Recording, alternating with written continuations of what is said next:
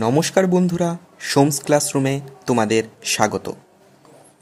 আজ আমরা আলোচনা করতে চলেছি দশম শ্রেণীর পাঠ্য কবিতা কাজী নজরুল ইসলাম রচিত প্রলয় উল্লাস। বিংশ শতাব্দীর এক অসামান্য ব্যক্তিত্ব কাজী নজরুল ইসলাম। বর্ধমান জেলার চুরুলিয়া গ্রামে কবির জন্ম।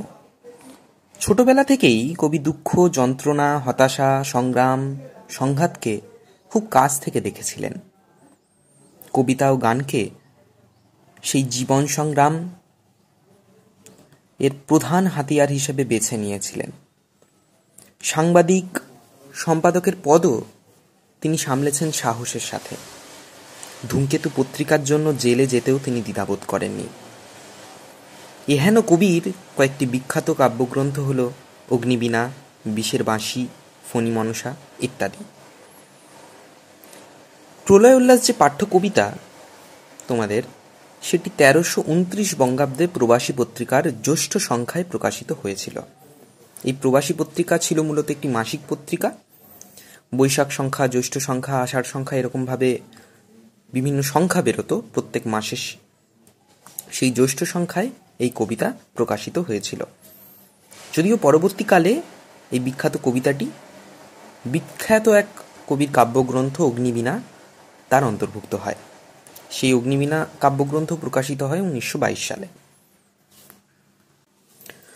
কবি কাজী নজরুল ইসলাম সবসময়ই শোষণ, নিপীড়ন, কুসংস্কার, সাম্প্রদায়িক যে অনৈক্য ইত্যাদির বিরুদ্ধে সোচ্চার হয়েছিলেন।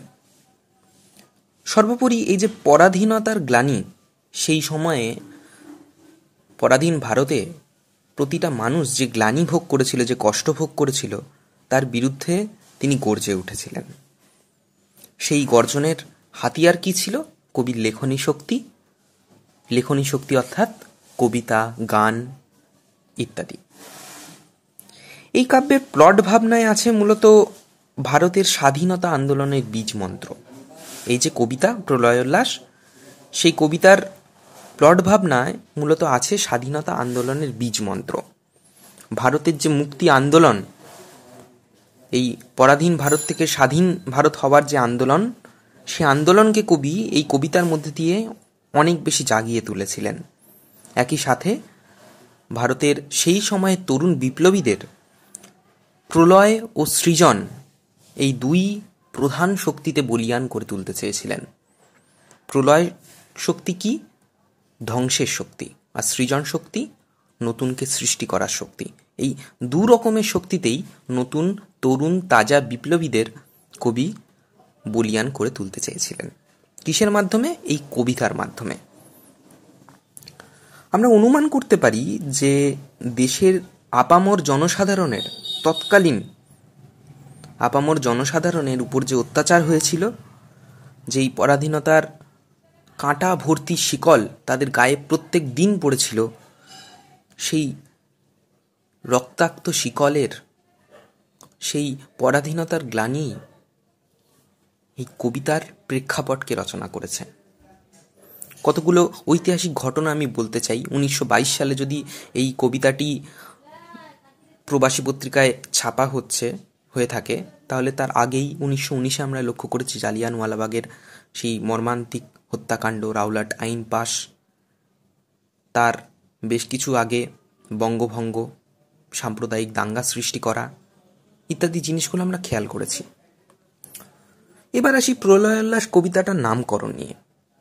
প্রলয় উল্লাস এই শব্দটাকে যদি আমরা ভাঙি, অর্থাৎ এই শব্দটার যদি আমরা সন্ধি বিচ্ছেদ করি, তাহলে পাবো প্রলয় যুক্ত উল্লাস। প্রলয় শব্দের অর্থ কি? প্রলয় শব্দের অর্থ হলো বিনাশ, ধ্বংস বা লয়। আর অন্যদিকে উল্লাস শব্দের অর্থ হলো আনন্দ। এটাই সহজ অর্থ।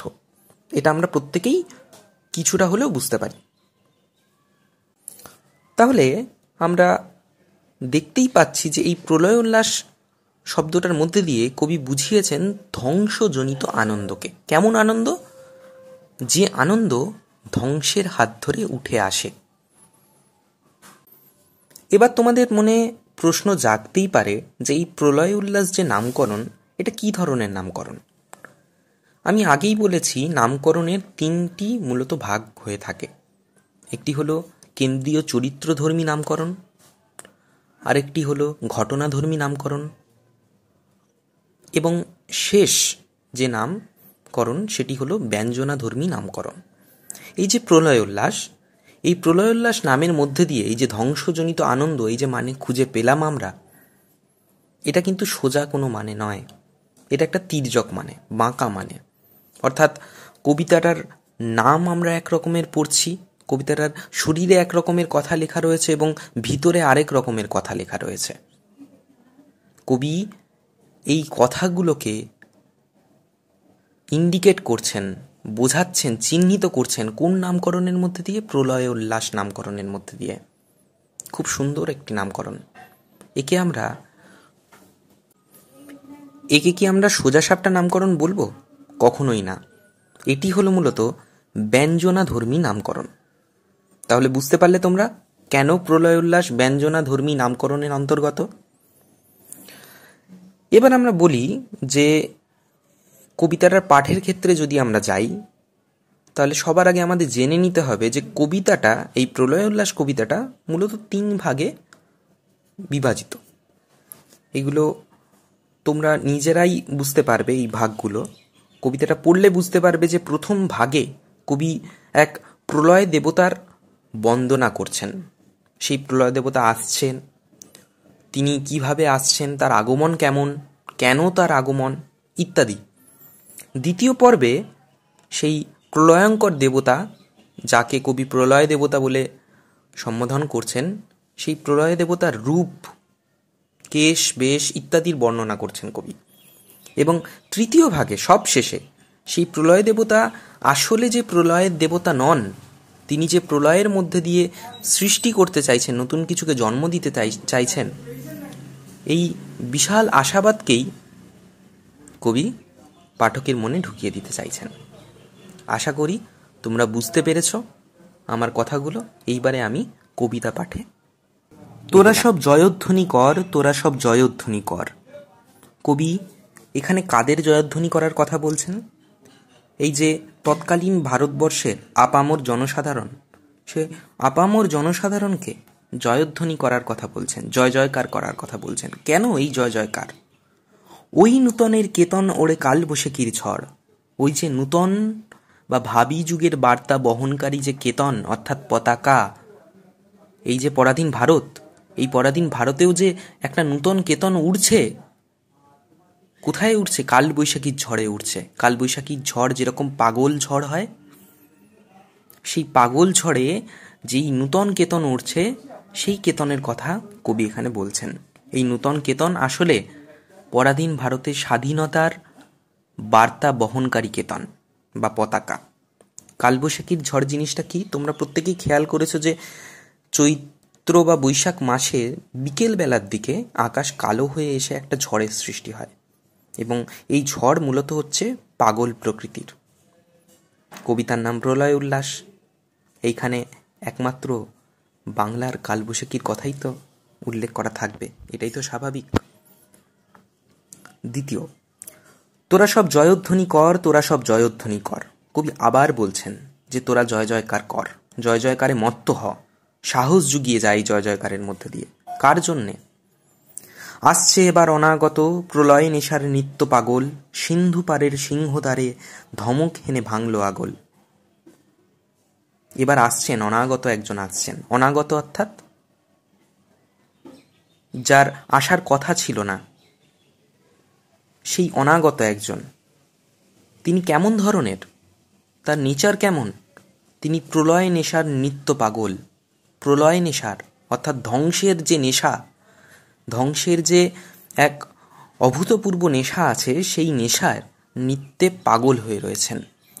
তোমরা এখানে শিবের তাণ্ডব নৃত্যের যে মূর্তি আছে, নটরাজ মূর্তি বলো বা যেই মূর্তির কথাই বলো না কেন, শিবের সতী অর্থাৎ শিবের স্ত্রী সতী, তার দেহ যখন খণ্ড বিখণ্ড হয়ে গিয়েছিল, সেই সময় দেবাদিদেব মহাদেব বা শিব এক প্রলয় নৃত্যতে মগ্ন হয়েছিলেন। দেবাদিদেব একবার নয় একাধিকবার প্রলয় নৃত্যে মগ্ন হয়েছেন। তার সেই যে প্রকাণ্ড ভয়ঙ্কর রূপ, এই প্রলয়ের নেশায় মত্ত হয়ে যে নাচে পাগল হয়ে ওঠা, সেই রূপের কথাই কবি এই প্রলয়োল্লাস কবিতাতে বলেছেন।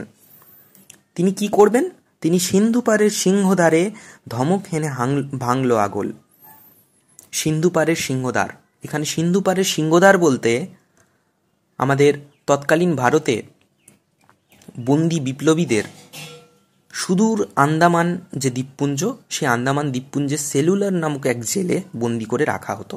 সেই সেলুলার জেলের যে মেন দরজা বা প্রধান যে ফাটক, সেই ফাটক, সেই সিংহদ্বার সম ফাটকে তিনি ধমক অর্থাৎ এক প্রচণ্ড চিৎকার, ধমকের সাথে ভাঙন ধরাচ্ছেন। কোথায় ভাঙন ধরাচ্ছেন?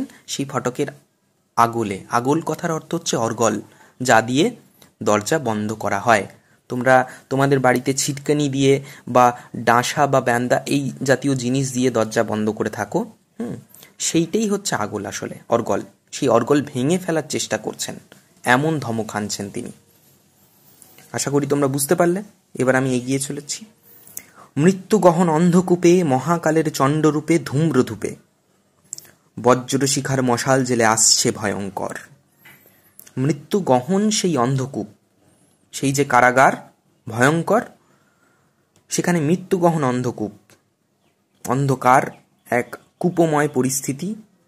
কূপ অর্থাৎ গুহা বলতে পারি বা তোমার কুঁয়ো বলতে পারি কিছু। সেই গহন গভীর কূপে মহাকালের চণ্ডরূপে, মহাকাল এক ভয়ানক রূপ, প্রচণ্ড রূপ, চণ্ডরূপ অর্থাৎ ভীষণ এক রূপ, ভীষণ দর্শন বা ভীষণ দর্শী এক যে রূপ, প্রচণ্ড অত্যন্ত রাগী ক্রুদ্ধ যে রূপ, সেই চণ্ডরূপে ধূম্রধূপে, ধূম্রধূপময়, চারিদিকে ধোঁয়াময়, ধূপের গন্ধে মম করছে এরকম ধূম্রধূপে ধোঁয়াময়, বজ্রশিখার মশাল জেলে আসছে ভয়ঙ্কর। এক বজ্রশিখার, মানে বজ্রশিখা বলতে এখানে ভয়ঙ্কর আগুনের শিখার কথা বলছেন কবি। সেই বজ্রশিখাময় যে মশাল, সেই মশাল ধরে এই ভয়ঙ্কর মহাদেব এগিয়ে আসছেন। তিনি পথ প্রদর্শকের মতন এগিয়ে আসছেন। মশাল কাদের হাতে থাকে? যারা সাধারণত পথ দেখিয়ে নিয়ে চলে সামনের দিকে, অন্ধকার কাটিয়ে যারা আলো দেখিয়ে নিয়ে চলে। আমাদের মহাকাল রূপী শিব বা মহাদেবও ঠিক তাই করতে চলেছেন। ওরে ওই হাসছে ভয়ঙ্কর। এবার কবি বলছেন যে ওই যে ভয়ঙ্কর, যার কথা এতক্ষণ বললাম, সেই ভয়ঙ্কর বজ্রশিখা হাতে হেসে, এই হাসি কিসের? এই হাসি প্রলয়ের আগের হাসি। সেই ভয়ঙ্কর হাসি হেসে এগিয়ে আসছেন। তোরা সব জয়ধ্বনি কর, তোরা সব জয়ধ্বনি কর। কবি আবারও গানের ধুয়োর মতন একই কথা বলছেন যে তোরা সবাই জয় জয়কারে মত্ত হয়ে ওঠ। হে ভারতবাসী, হে পরাধীনতার গ্লানিতে নুইয়ে পড়া ভারতবাসী, তোরা জয় জয়কার কর। কার জয় জয়কার কর? সেই মহান মহাকালের। ঝামর তাহার কেশের দোলায় ঝাপটা মেরে গগন দুলায়। ঝামর তাহার কেশের দোলায়। ঝামর বলতে এখানে, ঝামর কথার অর্থ হলো ঝামা বা পোড়া ইট। সেই পোড়া ইটের মতো বিবর্ণ হয়ে যাওয়া শিবের কেশ অর্থাৎ চুল, জটা, যাই বলি না কেন, সেই কেশের দোলায় ঝাপটা মেরে গগন দোলায়। শিব যখন তাণ্ডব নৃত্যতে মত্ত হচ্ছেন, যখন প্রলয়ের নাচে মত্ত হয়ে উঠছেন, তার চুল ক্রমশ এদিক ওদিক হয়ে চলেছে এবং সেই চুলের ঝাপটায় এই গোটা গগন, গোটা আকাশ দুলে উঠছে। সর্বনাশ জ্বালামুখী ধূমকেতু তার চামর ঠোলায়। সর্বনাশী এক জ্বালামুখী, সে ধূমকেতু সম, ধূমকেতুর মতো। তোমরা ধূমকেতু দেখেছো, ঝাঁটার আকৃতির এক রকমের জিনিস আকাশ থেকে খসে আসে। মাঝে মাঝেই ধূমকেতুর কথা আমরা খুঁজে পাই। হ্যালির ধূমকেতু খুব বিখ্যাত এক জিনিস। সেই ধূমকেতুর মতো চামর ঢুলাচ্ছে। চামর জিনিসটা কি? চামর হলো চমড়ি গায়ের লেজের পুচ্ছ বা লেজ, সেই লেজের কেশ থেকে তৈরি এক রকমের পাখার মতো জিনিস, যা দেবতাদের বন্দনা করতে, দেবতাদের আহ্বান জানানোর জন্য ব্যবহার করা হয়। তোমরা মন্দিরে গেলেই দেখতে পাবে বা তোমাদের বাড়িতেই, অনেকের বাড়িতেই দেখবে চমড়ি গায়ের সেই লেজের কেশ থেকে তৈরি চামর রয়েছে। সেই চামর ঢুলিয়ে দেবাদিদেব মহাদেব প্রলয়ের দেবতাকে আহ্বান জানানো হচ্ছে। এখানে সর্বনাশী জ্বালামুখী কেন বলেছেন? জ্বালামুখী জিনিসটি কি? তোমরা অনেকেই আগ্নেয়গিরির কথা শুনেছ। সেই আগ্নেয়গিরির যে মুখ, সেই মুখ যেখান থেকে আগুন নিঃসৃত হয় তাকেই বলবো আমরা জ্বালামুখী। সর্বনাশী জ্বালামুখী ধূমকেতু তার চামর ঢুলায়। পরে আসছি, বিশ্বপাতার বক্ষকোলে রক্ত তাহার কৃপাঞ্ঝলে দোদুল দোলে। বিশ্বপাতা বা বিশ্বপিতা, দেবাদিদেব তিনি মহাদেব, তিনি বিশ্বপিতা। তার বক্ষকোলে, বুকে কোলে কি ঝুলছে? রক্তমাখা, রক্তময় এক কৃপাণ। কৃপাণ বলতে তলোয়ার বা খড়গের কথা বলা হয়েছে। সেই কৃপাণ ঝুলছে। কেমনভাবে ঝুলছে? দোদুল দোলে, দোদুল্যমান, বা যা কাঁপছে ক্রমশ, যা দুলে চলেছে, সেই রকম এক কৃপাণ ঝুলছে। কেন এই দুলে চলা? কেন রক্তমাখা? কারণ মহাকাল শিব তিনি তো ধ্বংসের নেশায় মত্ত হয়ে বেরিয়েছেন, তিনি তো ধ্বংসের জন্য বেরিয়েছেন। তাই তার যে প্রধান অস্ত্র তা কিভাবে থেমে থাকে? তাকেও তো দুলতে হবে, তার মধ্যেও তো কাঁপন আসতে হবে, কম্পন সৃষ্টি হতে হবে। অট্টরোলের হট্টগোলে স্তব্ধ চরাচর। সেই মহাকাল শিবের অট্টরোলে, অট্ট হাসিময় যে আওয়াজ, বিশাল হা হা হা হা এরকম ধরনের যে আওয়াজ। হাসির বিভিন্ন ভাগ হয়, অনেক রকমের, যত সম্ভব যে 8খানা ভাগ হয়। সেই 8খানা ভাগের একটি হলো অট্টরোল, অট্টহাস্য। তোমরা প্রত্যেকেই শুনেছ। সেই রকম অট্টহাসি সম আওয়াজে চারিদিকে হট্টগোলের সৃষ্টি হচ্ছে এবং স্তব্ধ হয়ে যাচ্ছে এই চরাচর। এই চরাচর বলতে এই পৃথিবী, এই ভুবন স্তব্ধ হয়ে যাচ্ছে মহাকালের সেই ভয়ঙ্কর বিকট হাসিতে। ওরে ওই স্তব্ধ চরাচর, ওরে ওরে ভারতবাসী তোরা দেখ, মহাকালের সেই হাসিতে কেমন গোটা পৃথিবী স্তব্ধ হয়ে যাচ্ছে। তাহলে তো এই ইংরেজ শক্তি ছাড়, কোন ছাড়? তোরা সব জয়ধ্বনি কর, তোরা সব জয়ধ্বনি কর। কবি আবারও বলছেন তোরা, অর্থাৎ ভারতবাসীদের উদ্দেশ্যে, যারা স্বাধীনতা কামী, যারা স্বাধীনতার চাইছে মন থেকে, তাদের বলছেন যে তোরা জয় জয়কারে মত্ত হয়ে ওঠ। দ্বাদশ রবির বন্যী জ্বালা ভয়াল তাহার নয়ন কটায়। এই মহাদেবের চোখে দ্বাদশ রবি অর্থাৎ 12টি সূর্যের তেজ বা দীপ্তি লক্ষ্য করা যাচ্ছে। তেজ বা দীপ্তি কটা সূর্যের? দ্বাদশ সূর্যের। এই দ্বাদশ রবি জিনিসটি কি? পৌরাণিক বা পুরাণ মতে আমাদের প্রতি মাসে প্রতি সূর্যকে বিভিন্ন নামে ডাকা হয়। এই দ্বাদশ সূর্যের নাম আমি ডেসক্রিপশন বক্সে দিয়ে দেবো, তোমরা যারা জানতে ইচ্ছুক তারা দেখে নিও। এই দ্বাদশ রবির, দ্বাদশ সূর্যের তেজ মহাকালের চোখে লক্ষ্য করা যাচ্ছে, যেহেতু তিনি প্রলয়ের নেশায় বেরিয়েছেন। দিগন্তরের কাঁদন লুটায় পিঙ্গল তার ত্রস্ত জটায়। চারিদিকে দিগন্তের কাঁদন, চারিদিক থেকে ভেসে আসা যে কাঁদন, যে কান্না, তা লুটিয়ে পড়ছে। কোথায় লুটিয়ে পড়ছে? সেই মহাকালের পিঙ্গল বর্ণ যে জটা, ত্রস্ত জটা। পিঙ্গল বর্ণ কথার অর্থ, পিঙ্গল মানে কি? পিঙ্গল হচ্ছে আগুনের মতো রং বিশিষ্ট, যে আগুনে রং, সেই আগুনি রঙের যে, আগেই বলেছি ঝামা বর্ণ। ঝামা মানে কি? পোড়া ইট বা পোড়া ইটের বর্ণ।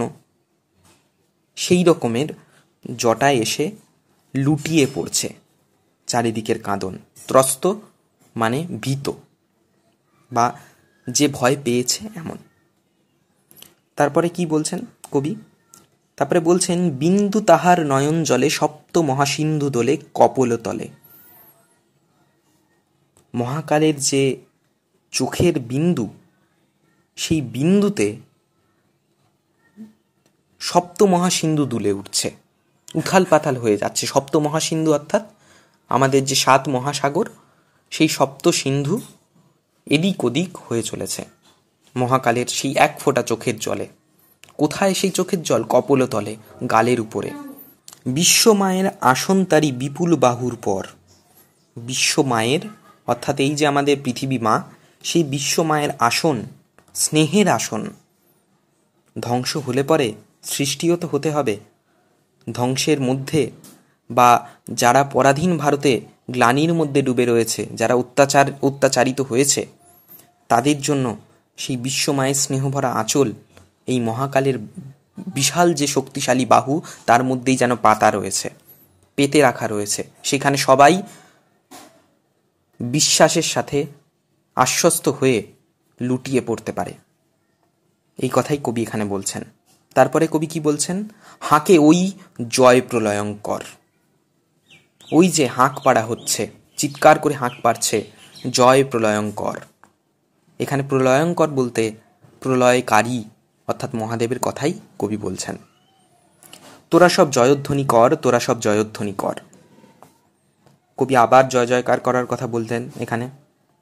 মাভৈ মাভৈ, জগৎ জুড়ে প্রলয় এবার ঘনিয়ে আসে, জরায়ে মরা মুমূর্ষুদের প্রাণ লুকানো ওই বিনাশে।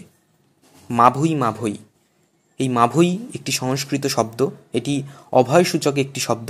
এর অর্থ হলো ভয় করো না। মাভৈ মাভৈ, ভয় করো না। জগৎ জুড়ে প্রলয় এবার ঘনিয়ে আসছে, জরায়ে মরা মুমূর্ষুদের প্রাণ লুকানো ওই বিনাশে। ওই যে বিনাশ, ওই যে প্রলয়, সেইখানেই লুকিয়ে রয়েছে মুমূর্ষুদের প্রাণ। জরায় মরা, যারা জরাজীর্ণ, যারা রোগ ব্যাধিতে অত্যাচারে ক্রমশ মুহ্যমান, যারা আর ভালো নেই, তাদের হারিয়ে যাওয়া প্রাণও ওই বিনাশের মধ্যেই, মহাদেব যে বিনাশ নিয়ে আসছেন, মহাকাল যে বিনাশ নিয়ে আসছেন, সেই বিনাশের মধ্যেই লুকানো রয়েছে। এবার মহানিশার শেষে আসবে উষা অরুণ হেসে করুণ বেশে। এই যে মহানিশা, মহানিশা, নিশা অর্থাৎ রাত্রি, অন্ধকার। পরাধীন ভারতে যে অন্ধকার ডেকে এনেছে ইংরেজ শক্তি, ব্রিটিশ শক্তি, ব্রিটিশ রাজশক্তি, সেই মহানিশার শেষে আসবে উষা অরুণ হেসে। উষা অর্থাৎ ভোর, এক ভোর আসবে অরুণ হেসে। তার সাথে আসবে কে? সূর্য। অরুণ অর্থাৎ সূর্য, অরুণ হেসে আসবে। এই মহাকাল তার প্রলয়ের মধ্যে দিয়ে মহানিশাকে দূর করে দেবে এবং নতুন সূর্য, আশার আলো জেগে উঠবে। কেমনভাবে? করুণ বেশে, করুণার সাথে, কারুণ্যের সাথে, সবাইকে করুণা করে। দিগম্বরের জটায় হাসে শিশু চাঁদের কর। দিগম্বর অর্থাৎ শিব, তার জটায় কে হাসছে? শিশু চাঁদের কর। শিশু চাঁদ বলতে এখানে দিগম্বরের জটা অর্থাৎ শিবের জটা যদি তোমরা লক্ষ্য করো, সেখানে দেখতে পাবে এক অর্ধেক চাঁদ, এক আধখানা চাঁদ তোমরা লক্ষ্য করতে পারবে। সেই শিশু চাঁদের কর অর্থাৎ আলো বা প্রভার আলোর সাথে এখানে তুলনা করা হচ্ছে। আলো তার ভরবে এবার ঘর। কোন আলো? নতুনের আলো, স্বাধীনতার আলো এবারে পরাধীন ভারতবাসীর ঘর ভরিয়ে তুলবে। তোরা সব জয়ধ্বনি কর, তোরা সব জয়ধ্বনি কর। তোরা আবারও জয় জয়কারে মত্ত হ। ওই সে মহাকাল সারথি রক্ত তড়িৎ চাবুক হানে, রনিয়ে ওঠে রেশার কাঁদন বজ্রগানে ঝড় তুফানে। ওই সে মহাকালের সারথি অর্থাৎ যিনি রথ পরিচালনা করেন, যিনি রথের সামনে বসে ঘোড়াদের চাবুক মেরে রথকে এগিয়ে নিয়ে যান, সেই সারথির রক্ততড়িৎ চাবুকে অর্থাৎ ভয়ঙ্কর চাবুকের আঘাতে কি হচ্ছে? রনিয়ে ওঠে রেশার কাঁদন। সেই ঝংকারে, সেই শব্দে রেশার কাঁদন, রেশা অর্থাৎ ঘোড়ার কথা বলা হচ্ছে, রেশার কাঁদন চারিদিকে গর্জে উঠে বজ্র গানে ঝড় তুফানে। ঝড় তুফান সম চারিদিকে ছড়িয়ে পড়ছে রেশার কাঁদন। খুরের দাপট তারায় লেগে উল্কা ছুটায় নীল খিলানে। এখানে খিলান অর্থাৎ ইট বা পাথরের তৈরি অর্ধ গোলাকার গাঁথুনির কথা বলা হচ্ছে। সেই নীল খিলান অর্থাৎ আমাদের আকাশের যে খিলান, সেখানে সেই মত্ত ঘোড়া যার গায়ে রক্ততড়িৎ সম চাবুক লেগেছে, তার খুরের আঘাতে তারা বা উল্কা চারিদিকে খসা শুরু করেছে, এদিক ওদিক হয়ে যাচ্ছে গগনতলের নীল খিলানে। সেই তারা খসে আবার কোথায় চলে যাচ্ছে? গগনতলের নীল খিলানে। নীল খিলান অর্থাৎ গগনতল অর্থাৎ আকাশ, সেই আকাশের নীল খিলানে গিয়ে পৌঁছে যাচ্ছে। অন্ধকারার বন্ধকূপে দেবতা বাঁধা যজ্ঞজূপে পাষাণ স্তূপে। অন্ধকারা, অন্ধ অর্থাৎ অন্ধকার, কারা মানে কারাগার, যেখানে বন্দীদের কয়েদ করে রাখা হয়, সেই বন্ধকূপে, সেই বন্ধকূপের মধ্যে দেবতা বাঁধা যজ্ঞজূপে। দেবতারাও বাঁধা পড়েছে। কোথায় বাঁধা পড়েছেন? যজ্ঞজূপে। যজ্ঞের সময় দেখবে যূপকাষ্ঠ রাখা হয় বলি দেওয়ার উদ্দেশ্যে, হারিকাট বলি যাকে আমরা বাংলায়। সেই যজ্ঞ যূপকাষ্ঠে দেবতারাও আজকে বাঁধা পড়েছেন পাষাণ স্তূপে। কোন পাষাণ স্তূপ? সেই যে দিগন্তরে সিন্ধুপার, সেইখানে। এই তোরে তার আসার সময় ওই রথ ঘর ঘর। এই তো মহাকালের আসার সময়, ওই যে তার রথ ঘর ঘর শোনা যাচ্ছে। এবারে চারিদিকে আলো ছড়িয়ে পড়বে, সমস্ত পরাধীনতা দূর হয়ে যাবে। শোনা যায় ওই রথ ঘর ঘর, ওই যে মহাকালের রথের ঘর ঘর আবারও শোনা যাচ্ছে। তোরা সব জয়ধ্বনি কর, তোরা সব জয়ধ্বনি কর। কবি আবারও বলছেন, তোরা জয় জয়কারে মত্ত হ। ধ্বংস দেখে ভয় কেন তোর, প্রলয়ে নূতন সৃজন বেদন। কবি এইখানে আশাবাদ প্রকাশ করছেন। কবি আমাদের অভয় দেওয়ার জন্য বলছেন যে ধ্বংস দেখে ভয় কেন তোদের এত, প্রলয়ে নূতন সৃজন বেদন। প্রলয়ের মধ্যেই তো সৃজন লুকিয়ে রয়েছে। সেই সৃজনের জন্যে একটু প্রলয় বেদনা সহ্য তো করতেই হবে আমাদের, অর্থাৎ ধ্বংসের যে বেদনা তা তো আমাদের সহ্য করতেই হবে, কারণ ধ্বংস তো নূতনকে সৃষ্টির জন্যই ধ্বংস। যখনই কোনো দেশে যুদ্ধ এসছে, সেই যুদ্ধের পরই এসেছে শান্তি। আমাদের ভারতেও স্বাধীনতার যুদ্ধ সে যত রক্তক্ষয়ী হোক না কেন, আসলে আমাদের স্বাধীনতাকে ডেকে এনেছে, শান্তিকে ডেকে এনেছে। আসছে নবীন জীবন হারা অসুন্দরে করতেছে দান। সেই যে নবীনরূপী মহাকাল প্রলয়ঙ্কারী, তিনি আসছেন। কাদের ছেদন করতে আসছেন? অসুন্দর, যারা জীবন হারা, যাদের জীবন নেই, সেই ব্রিটিশ রাজশক্তি, যারা অসুন্দর, যারা অসুন্দরের সাধনা করে, যারা শোষণ করে, অত্যাচার করে, তাদের ছেদন করতে আসছেন। তাই সে এমন কেশে বেশে প্রলয় বয়েও আসছে হেসে মধুর হেসে। তাই তো প্রলয়ঙ্কর মহাদেব এমন ভয়ঙ্কর মূর্তি, এমন ভয়াল মূর্তি ধারণ করে আসছেন, প্রলয় বয়েও আসছে হেসে। তার হাসির মধ্যে, সেই মধুর হাসির মধ্যে আসলে প্রলয় বয়ে আসছে, ধ্বংস নিয়ে আসছেন তিনি। ভেঙে আবার গড়তে জানে সে চিরসুন্দর। মহাদেবের এক মূর্তি যেমন আমরা জানি, সেরকম আরেক মূর্তিও আছে, মনোমোহিনী, মনোমোহী মূর্তি যে, সেই মূর্তিতে সে আসলে চিরসুন্দর মহাদেব। তার মধ্যে প্রলয়ের রূপের যেমন প্রচণ্ডতা, ভয়ঙ্করতা আছে, সেরকম সেই চিরসৌন্দর্যও রয়েছে তার রূপের মধ্যে। সে ভেঙে গড়তে জানে, অর্থাৎ ধ্বংস করবেন তিনি, সৃষ্টিও করবেন। তোরা সব জয়ধ্বনি কর, তোরা সব জয়ধ্বনি কর। ওই ভাঙা গড়া খেলা যে তার কিসের তবে ডর। এই খেলা, এই যে লীলা, এ তো মহাকালেরই, মহাদেবেরই ভাঙা এবং গড়া। এখানে ভয় করার কিছু নেই, কারণ ভাঙন হলেই তবেই কোনো কিছু গড়ে উঠবে। তোরা সব জয়ধ্বনি কর। কবি আবারও আশ্বাস দিচ্ছেন, তোরা শুধু জয় জয়কারে তাকে, তার মনে সাহস জুগিয়ে যা, তাকে আরও শক্তি দে, তাকে শক্তিতে শক্তিমান করে তোল। বধূরা প্রদীপ তুলে ধর। বাংলার প্রত্যেক বধূ, ভারতের প্রত্যেক বধূদের উদ্দেশ্যে কবি বলছেন এইখানে যে বধূরা, এই যে প্রলয়ঙ্কর আসছে তাকে বন্দনা করার জন্যে, তাকে বরণ করে নেওয়ার জন্য প্রদীপ তুলে ধরতে হবে। এই যে মহানিশা, এই মহানিশাকে তাড়ানোর জন্য প্রদীপ তুলে ধরতে হবে। কাল ভয়ঙ্করের বেশে এবার ওই আসে রে সুন্দর। প্রচণ্ড চণ্ডরূপে মহাকালের বেশে কে আসছেন? আসলে মহাদেব, তার চিরসুন্দর রূপ নিয়ে। তোরা সব জয়ধ্বনি কর, তোরা সব জয়ধ্বনি কর।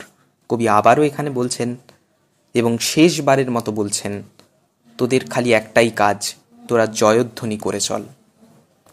আর সেই মহাকালরূপী নতুন বিপ্লবীর দল এগিয়ে আসবে, তারা ধ্বংসের মধ্যে দিয়ে সৃষ্টি করবে নতুনকে, এক নতুন ভারতকে, যে ভারতে থাকবে না কোনো ব্রিটিশ শক্তির শাসন, শোষণ, অত্যাচার।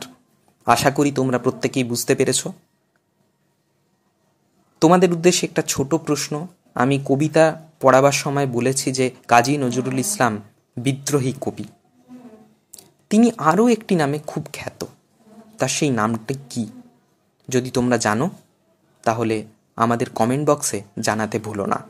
এছাড়াও এই কবিতা সংক্রান্ত আর কোনো রকমের যদি সাহায্য দরকার হয় বা কোনো সমস্যার যদি তোমরা সম্মুখীন হও তাহলে নির্দ্বিধায় আমাকে জানাতে পারো। ধন্যবাদ।